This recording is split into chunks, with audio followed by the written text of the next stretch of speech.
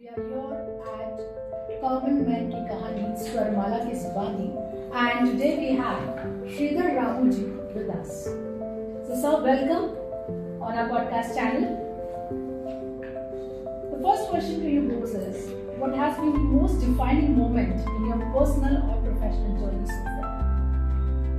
Well, there have been many defining moments, but the most is when I joined Infosys. Because I didn't want to join Infosys, I wanted to join Sonata.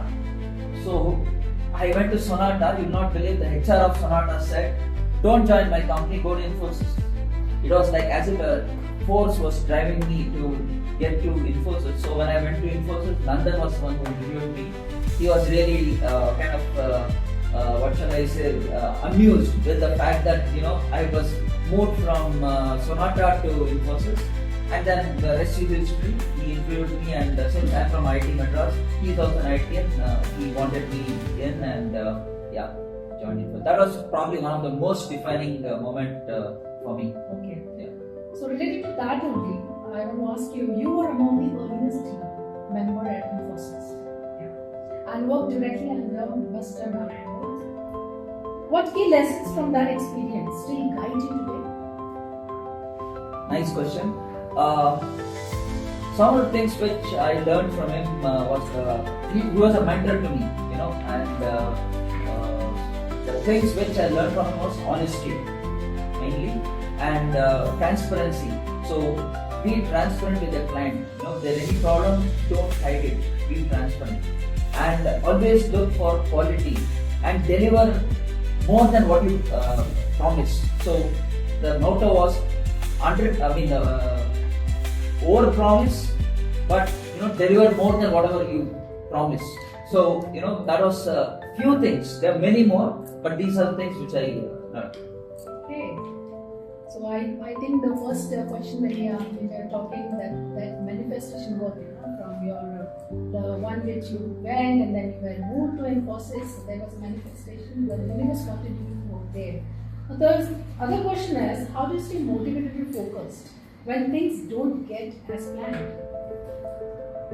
Yeah, see, many times that happens. So what I do is I take a step back and then I analyze, what went wrong, and try to do this another way, take a different path. So it has helped me, because always the same solution doesn't work for everyone. Different people have to work in a different way. So I look back, do a analysis of what went wrong and where I could have done better, and it has helped me to overcome many of these issues where I was kind of struggling. So this has been my mantra. Okay. And also I have seen that you have counseled over 10,000 students and trained many hundreds of women. What moments or stories from this journey have touched you most? There are so many stories. I'll tell you two of them. One of them is when I was doing this training in one school. They were so, happy, excited, and thrilled with the way the whole thing went. The entire class came to me and asked me to autograph on their hands. It was something like, celebrity. Everyone came and they said, "I'm not going to have bath for 2 days. I'm going to show my parents that I underwent training from such a person and all." So that was a very heart touching moment. That was one. The second one was when I did this training with this underprivileged women, and I gave the certificate. One of them drew a picture of me. She took the effort to draw a charcoal sketch of me, and she presented me. For me, that's much more valuable than anything in the world. So these are the touching. I had several, but these are among the most touching moments. So these are the moments which gives you more happiness rather than absolutely. Yeah, you can't quantify it. No amount of wealth can quantify this. The question to this next is, after a successful corporate career, what motivated you to dedicate your life to social work and community upliftment? Yeah. See, after a career with Infosys and in IT, I reached a stage where there was no purpose in working because I had already become financially independent. So the next thing was how to spend my rest of my life in a useful manner. So that's when I got in touch with the Rotary. So when I got in Rotary, I was able to get what shall I say? I had deep penetration into villages and the lower class, and I was able to kind of relate with them, do some social programs with them, and that motivated me to go further. And that's how I went and did what to say, career counseling for 1,000 people or 10,000 people. Yeah. It's interesting. And what has been the biggest influence in shaping your outlook on life? The biggest influence would be my interaction with Narayana Murthy. Because I'll tell you, in my first project, I was lucky enough to be in the same building where he was. So when I was sent to US, we were in the same apartment. He used to stay above me. He used to come down and we used to watch TV together. And more important was when I joined the project, every day after work, he would take me to a room and teach me computers, one-on-one. And this happened for 2 months. And I felt that was the most, what shall I say, valuable thing I have received, ever in my life. And I treasure that. He would talk not only work, but also some of the soft skills and other things. And all this really I imbibed, and it helped me to be what I am today. So you were the luckiest one. Oh, I mean, very lucky, extremely lucky for that. Yeah. Then you're also passionate about music rather than cycling, yeah? I had always a passion for music even when I was a kid, but because of my work life, it got buried in the background. During COVID, the whole thing again resurfaced because I had a lot of free time. I could work from home, and that's when I brought back my skills or hobbies.